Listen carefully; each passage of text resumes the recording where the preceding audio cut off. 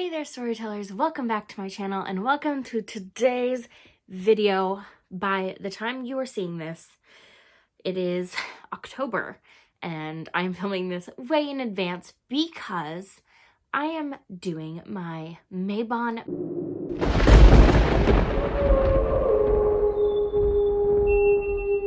If you watch my September bullet journal video, you might remember me doing a whole Mabon page, and one of the activities that I wanted to do to celebrate Mabon was to have Mabon muffins, apple muffins, just to celebrate the fall harvest, you know, the summer harvest, I should say, coming to a close at the beginning of fall and just welcoming autumn in its entirety fully.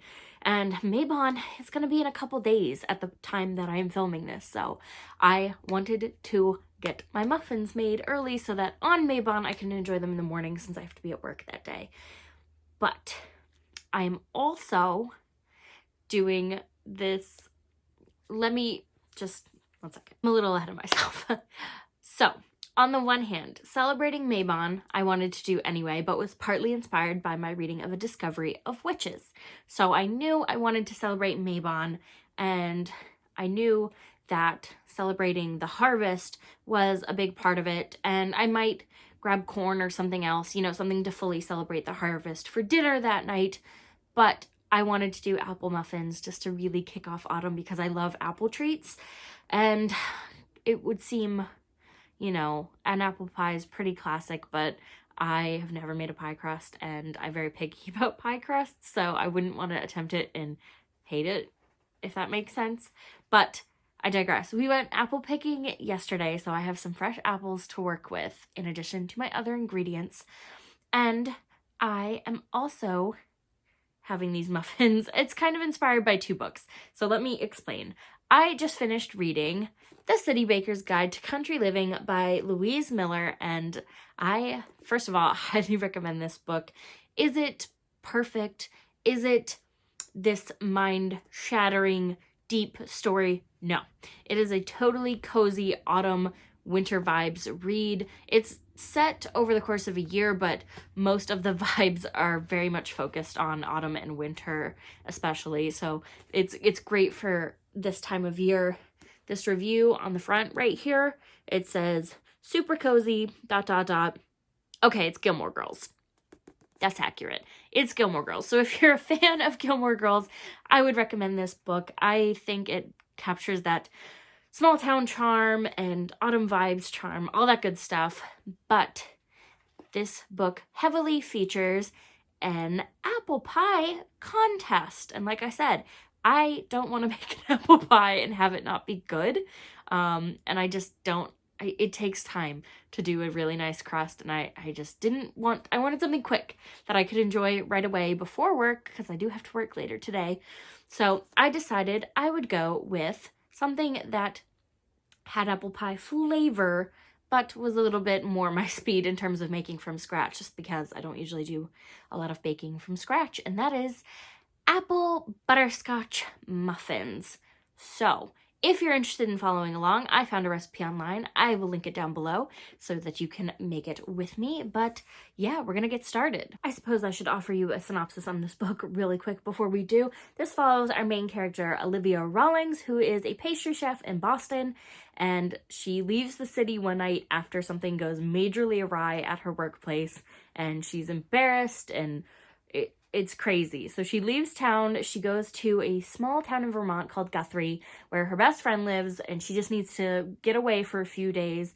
And her best friend says, you know what, they're looking for a new pastry chef at the inn. Maybe you should go interview, especially if you're thinking Boston's over, you know, you're done there. And Olivia ends up doing just that, and she gets sort of swept into town life and is surprised by how much she enjoys the small town vibes. And of course, in a cozy book like this, there's some romance. There's a few romantic love interests for her. It creates some drama and some feelings and all that. So if you aren't, I wouldn't call it a romance book. I would say it's more about finding your place in the world and finding where you fit in, even if you didn't expect to fit in there. It's a very cozy, sweet autumn story that just happens to have some romance in it. I like it. I don't mind a little romance. I will say It is fairly insta-lovey, and that, you know what, I was willing to set it aside, but it was a little bit frustrating, only because they had the intensity of people who felt like they knew each other forever, but they really hadn't, so they didn't actually know everything about each other, which of course causes problems. So just that kind of the romance drama, if you will. If you don't like the romance drama, probably don't read this book. But if you don't mind a little bit of romance drama, I would pick it up. It's got perfect cozy autumn vibes. So I'm definitely glad I grabbed it. I think I gave it 4 stars, if I recall correctly. But anyway, let's get into these muffins. Let's come to my kitchen. I'm over by the stove because I don't actually have a lot of counter space over there. But here are all my supplies. I will show you. So I've got my ingredients collected here, or at least the ones I could remember from the top of my head. Butter, butterscotch chips, chunky applesauce, which is only what the recipe calls for, but I'm going to add in some apples, baking powder, salt, sugar, milk, flour, all that good stuff. I've got some bowls for mixing because it has a streusel on top, so I need that to set aside. I've got my fall cat spatula for the vibes, and also for the vibes, I've got these pumpkin and orange and black cat muffin cups, just to get the vibes going.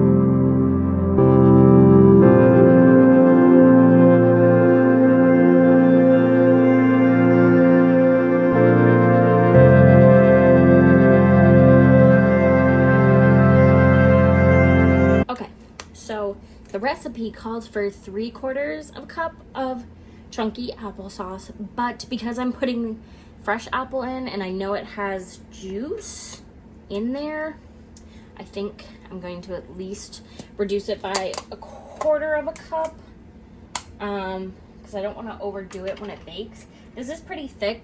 The applesauce would clearly loosen it up a little bit. I don't want to overdo it because I don't want it to be all like gloopy, because these bad boys will release juice, I'm sure of it. I'm hoping they don't get too mushy. Oops. Otherwise, what was the point? But I'm not an expert on what apples to use to prevent that, so we'll see.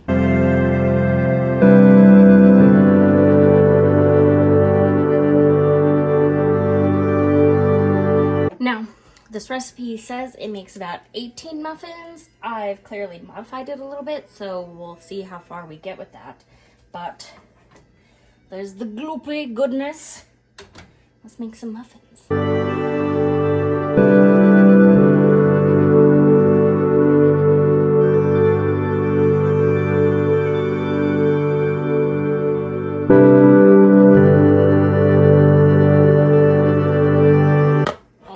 So the recipe says fill each muffin tin about 3/4 full. I like some hearty size muffins, so I kind of maybe did it a little bit more than that.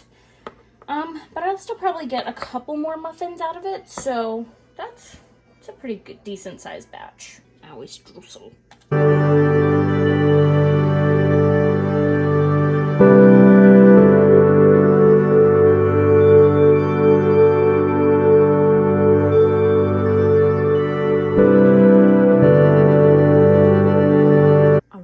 Now we bake for 20 to 25 minutes and we'll see how they turn out. I'm gonna go get ready for work while I do that because I have to get ready for work at some point.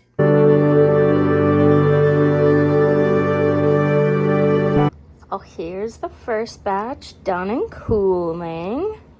And here's what's left. I didn't quite get 6 out of it. So like I said, I didn't get a full other 6 out of it to make 18.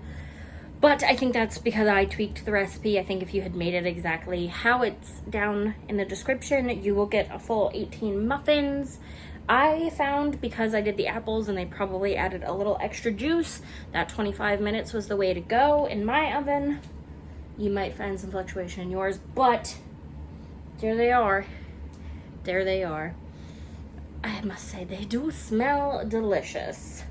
I, of course, had some bubbling over because all that butter and sugar and streusel-y stuff on top bubbled into the bottom. And it kind of looks like my vegetable oil didn't mix in very well. But that might be a me issue, an execution issue. This is the first time I've made this recipe and I tweaked it, you know, which you're not really supposed to do. But shall we taste test? Shall we see how these are? I guess we'll just go with what's right here. I'm just gonna unwrap it over the sink so that it doesn't make a giant mess everywhere in case it's stuck, which it appears to be. So there he is. Like I said, I didn't let them totally cool down, so they're definitely still sticking because of that. It was very subtle. I'm actually glad I included the apple. Dropping things on the floor. Because I think it increases the apple taste. I think the applesauce is actually more subtle. The butterscotch is nice and creamy. I like that. Yeah, I think they're pretty good. I maybe, for a personal taste, would do more cinnamon and maybe a little bit of nutmeg to really give it that like fall push into the apple pie taste kind of area. But I like it. I think the streusel, it didn't look like it streuseled properly, if that makes sense, but it is actually nice and crumbly on top. It's got a like nice crunch to it, which makes the eating it really nice. I think once I let them cool a little bit more with a little bit of butter, I'm gonna have them for breakfast. So I would call this a success. So there you have it. Those are my apple butterscotch Mabon muffins inspired by both A Discovery of Witches, Celebration of Mabon, and The City Baker's Guide to Country Living. Apple pie season is upon us. Go forth and enjoy. If you test this recipe yourself, or if you've made something similar and you have suggestions for how I can tweak mine to be better, please let me know down in the comments below. I don't usually bake things from scratch, like I said, so the fact that these aren't flat is pretty impressive to me. Don't mind the cat. She is playing in a paper bag because she likes those. But if you have any suggestions, like if you're a more professional at-home bake from scratch baker, let me know all the tips and tricks for how I can improve these apple muffins, because I will definitely be doing them again. I don't know about this season per se, but definitely in the future I'll be making more apple muffins because they're good and they definitely give me the cozy fall vibes. So I recommend trying out this recipe yourself if you're a beginner. I think it's beginner friendly. Maybe don't tweak it right off the bat like I did. I do think that my tweaks were fine. I don't think it affected the taste or baking or anything like that. It looks all okay. So maybe if you're a little less confident in your tweaking choices, just follow the recipe. If you have tips for me, like I said, leave them in the comments below. Or if you have any other apple themed desserts that you think would be good for me to try for Mabon, or just to celebrate the fall season, you know, whatever. If you have anything you want to share with me, let me know down in the comments. But for now, I'm going to go if you want to keep up with me and all of my bookish adventures, you can go ahead and click the subscribe button, and I highly recommend, if you haven't already, that you ring the little bell so that you don't miss a beat. You are currently watching this in the middle of Bookoween, so I hope you're enjoying it. You should definitely ring that bell because it'll notify you every day when I post for the month of October for my Bookoween videos. But for now, I'm going to go. I will see you guys tomorrow on the next one. Bye!